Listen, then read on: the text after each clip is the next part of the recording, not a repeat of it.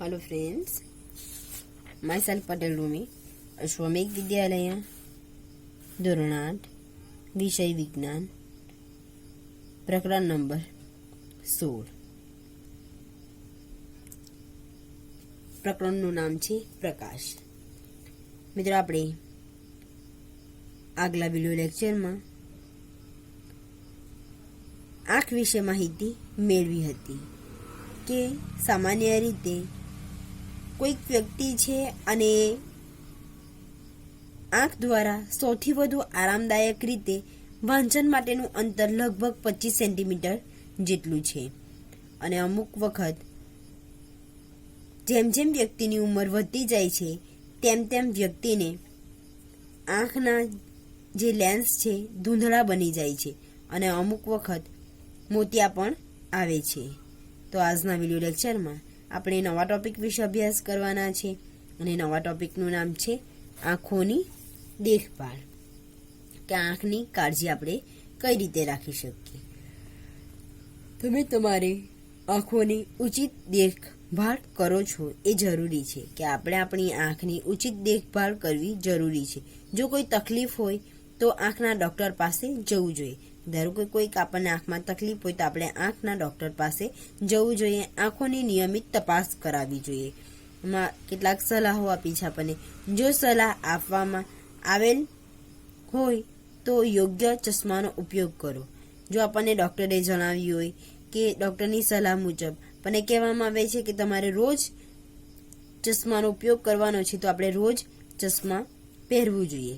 બીજું છે કે આંખો માટે બહુ જ ઓછા અને બહુ જ વધારે પ્રકાશ હાનિકારક છે, કે આપણી જે આંખ છે એ આંખને વધારે પ્રકાશ પણ જરૂરી નથી અને બહુ ઓછો પ્રકાશ પણ એ આપણી આંખને હાનિકારક કરે છે, કે અપૂરતા પ્રકાશને લીધે આંખો ખેંચાય છે। જો આપણને ઓછો પ્રકાશ મળે તો પણ આપણી આંખો ખેંચાય છે અને માથાનો દુખાવો થાય છે। જ્યારે ઘણો વધારે પ્રકાશ જેમ કે સૂર્યપ્રકાશ, શક્તિશાળી બલ્બ કે એક લેઝર ટોર્ચ નેત્રપટલને ઈજા પહોંચાડી શકે છે, કે જે સૂર્યનો પ્રકાશ છે એ સૂર્યના પ્રકાશના કારણે પણ આપણી આંખને ઈજા પહોંચી શકે છે। એ જ રીતે શક્તિશાળી બલ્બ કે એક લેઝર ટોર્ચ ને નેત્રપટલ પર રેટિના પર પડે છે અને એ રેટિનાને પણ ઈજા પહોંચાડી શકે છે। ત્યારબાદ બીજું છે કે સૂર્ય કે શક્તિશાળી પ્રકાશ તરફ સીધું ન જોવું।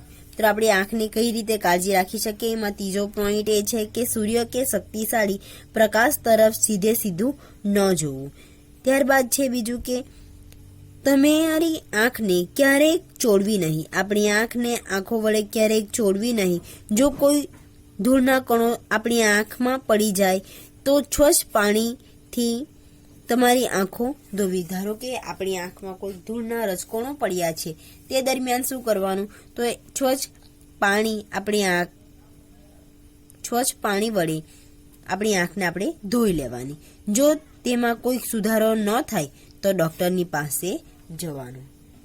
ત્યારબાદ છે કે તમારી આંખોને વારંવાર સ્વચ્છ પાણીથી ધોવો। આપણી આંખને સતત આપણે સ્વચ્છ પાણીથી ધોતા રહેવાનું। ત્યારબાદ છે કે યોગ્ય દ્રષ્ટિ માટે હંમેશા સામાન્ય અંતર રાખીને વાંચન કરો, કે આપણી આંખમાં કોઈક જાતની ખામી ન સર્જાય એ રીતે વાંચન કરવાનું છે, કે જે વાંચન દરમિયાન પુસ્તક સાથે યોગ્ય અંતર રાખીને વાંચન કરવાનું, તો આપણી આંખ છે આપણી આંખને કોઈ પણ પ્રકારની ઈજા ન થાય। ત્યારબાદ છે કે પુસ્તકને આંખોની એકદમ નજીક લાવીને કે એકદમ દૂર રાખીને ન વાંચવું, કે પુસ્તક છે પુસ્તકને આંખોની એકદમ નજીક પણ નથી લાવવાનું અને દૂર રાખીને પણ ન વાંચન કરવાનું। મિત્રો, આ ક્વેશ્ચન તમને 3 માર્કના ક્વેશ્ચનમાં પૂછી શકાય, જેમાં 7 જેટલા પોઈન્ટ છે, કે 7 પોઈન્ટ લખીએ તો આપણા 3 માર્ક્સ આવી જાય છે, કે આપણે આપણી આંખની કાળજી કેવી રીતે રાખી શકીએ। ત્યારબાદ જોઈએ બીજું કે તમે ધોરણ 7માં સમતોલ આહાર વિશે શીખી ગયા છો, કે આહારમાં અમુક ઘટકોની ઉણપ હોય છે અને આંખોને પણ સહન કરવું પડે છે, કે આહારમાં અમુક ઘટકોની ઉણપ હોય છે અને એના કારણે એ આંખોને પણ સહન કરવું પડે છે। એ જ રીતે કે ભોજન સામગ્રીમાં વિટામિન એની ઉણપ એ આંખોની ઘણી મુશ્કેલીઓ માટે જવાબદાર છે કે વિટામિન એની ઉણપથી આંખોની ખામી સર્જાઈ શકે છે કે વિટામિન એની ઉણપ એ આંખોની ઘણી મુશ્કેલીઓ માટે જવાબદાર છે. તે બધામાં સૌથી સામાન્ય રતાંધળાપણું છે કે રતાંધળાપણું પણ થઈ શકે છે.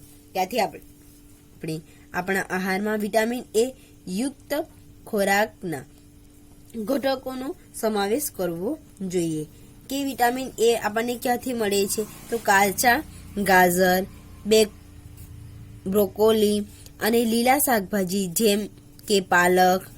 ત્યારબાદ છે લીલા શાકભાજી ઘણા બધા છે, પાલક, મેથી, ધાણા વગેરે જે શાકભાજી છે શાકભાજી ખાવા જોઈએ કે જેમાંથી આપણને પૂરતા પ્રમાણમાં વિટામિન એ મળી રહે.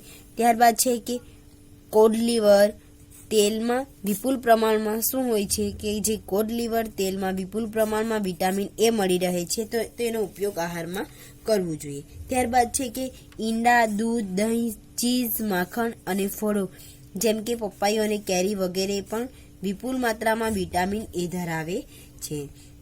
અહીં તમને ક્વેશ્ચન પૂછી શકાય કે કયા ફળોમાં વિપુલ પ્રમાણમાં વિટામિન એ ધરાવે છે તો પપૈયું અને કેરી વગેરે પણ વિપુલ પ્રમાણમાં એટલે કે વધારે પ્રમાણમાં વિટામિન એ આવેલ હોય છે. એ ઉપરાંત ઈંડા, દૂધ, દહીં, ચીઝ, માખણ વગેરેમાં પણ વિટામિન એ છે અને એ વિટામિન એનો જો આપણે વધારે પ્રમાણમાં ઉપયોગ કરીએ તો આપણને આંખ સારી રહે છે. રતાંધળાપણું જેવા રોગો થવાથી આપણે બચી શકીએ છીએ. Thank you.